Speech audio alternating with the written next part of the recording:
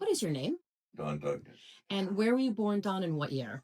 I was born in Oakland in 1956. And what brought you to Sausalito? Well, my parents had already moved here from the city, and so I just left the hospital in Oakland and came to Sausalito. What brought them to Sausalito? Well, my mom was an artist. My father had family living in Sausalito before the war. He always loved Sausalito and wanted to have a house here, but at the time, the reputation of the place was pretty bad. At its best, it was just an art colony, and at its worst, it was a den of iniquity. And God knows what else goes on here. And it was avant-garde, but they liked it, and it is a nice town, and suddenly became very popular. What year did they move here? About? They moved here in 4, I think. Have you seen a lot of changes in town? It's funny. It's changed, but not the change I always think of is the looks of the town and the structure and everything is the same. There are more houses, of course, and a lot bigger houses, but the downtown area and everything's it's nice to come back.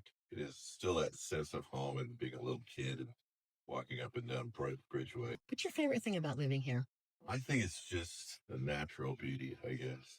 They have a jazz concert at the end of town at night, and I remember coming back, the crowd was all leaving, and it was a warm summer day, and it was perfect dusk, just so still. And I'm standing next to this couple, and the woman under her breath says, "I can't believe we live here." And I just see it as a very beautiful place. Do you have a favorite memory of your time here you'd like to share? Having a good time at home, a nice Christmas. The seal down in the water was redone when I was 10 years old, so they brought in a new one at a big party. It was 4th of July, same thing. So there's a lot of memories like that. And this place was always kind of edgy, but in a good way. What are your hopes for the future of Sausalito? Well, I hope it doesn't grow out of proportion. There's always this enormous pressure to put a high-rise, residential. There's always that. And that was even going on. Like when my parents came here, the reason Bridgeway is named Bridgeway, the traffic from the bridge was going to come off and go right through town, all 8 lanes. And then they were going to allow building, so you'd be in a canyon, and the only people with a view of the city are the apartment dwellers who are facing out to sea.